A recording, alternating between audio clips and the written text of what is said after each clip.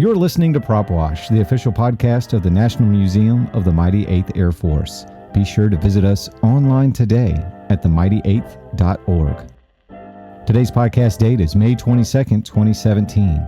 I'm Cody Slatton, your CQ of Prop Wash, and welcome to Episode 1. We're going to start the show with a segment from This Day Then.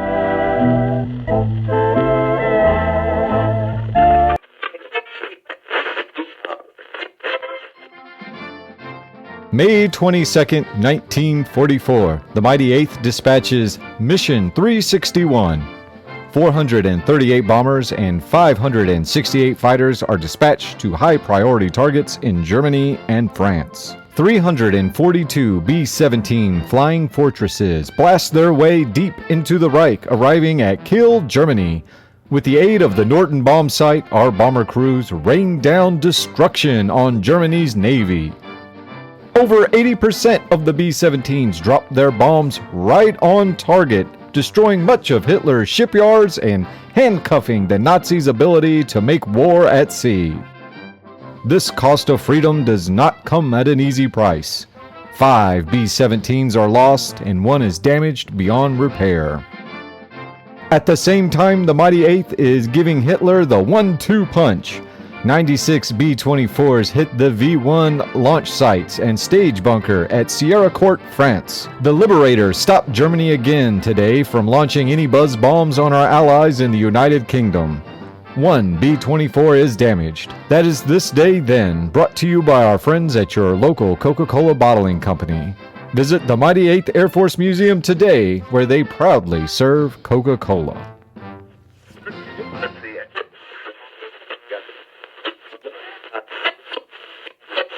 In Their Words is narrated by Emmy Award-winning producer and documentarian Cody Slatton. Cody has spent the past 20 years working in film and television.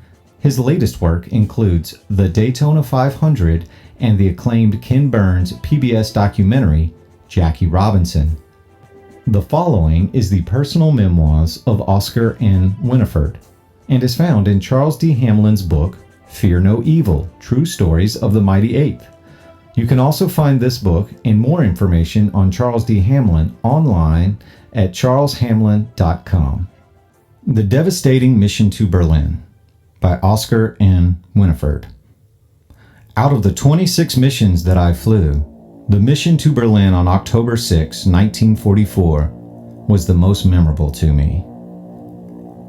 On that day, under the command of Captain Robert Caron, our crew was scheduled to fly to Berlin. Just after departure from England, our oil pressure dropped in the number 3 engine, and we thought we would have to abort the mission. Luckily, the oil pressure rose back to an acceptable level, and we were able to continue. Although there was not much enemy action on the way to Berlin, we were advised by the High Squadron that we had overshot the IP. As we approached the target area on the bomb run, we were slightly disoriented. The navigator told the crew, "Look over to your left and you can see the Coliseum where Jesse Owens won all of his track medals." We flew over Berlin, and as we continued our flight, we saw many of our B-17s being shot down by enemy fighters. Berlin was being defended by the most brutal manner. The sight of our men going down was sickening. Nonetheless, we kept on track. During our bomb run, our number 2 engine was hit by flak.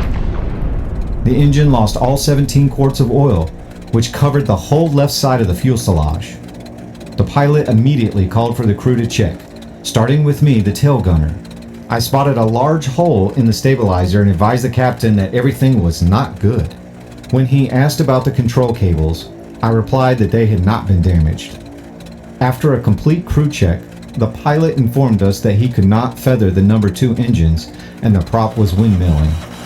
He advised us we would stay at high altitude. Our radio operator, Richard Molzhon, was told to contact the Air Sea Rescue Service in the event that we had to ditch the plane in the North Sea. He was answered with a "stand by" from the rescue service.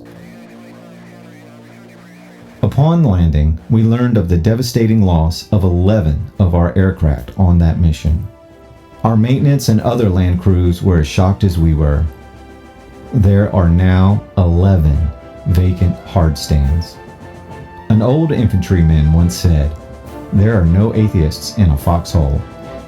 After this mission, I knew what he meant.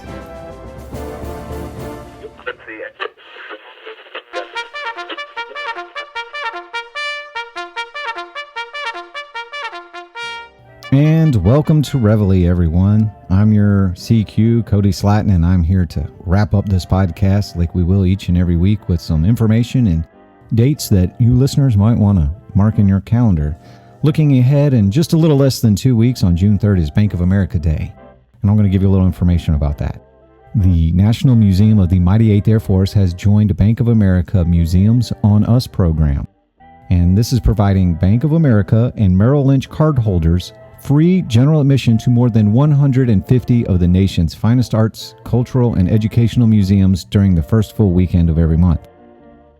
Just so you guys know, June 3rd, 2017 will be the date that you'll want to mark, because there will be free admission to the National Museum of the Mighty Eighth Air Force for Bank of America and Merrill Lynch debit and credit card holders.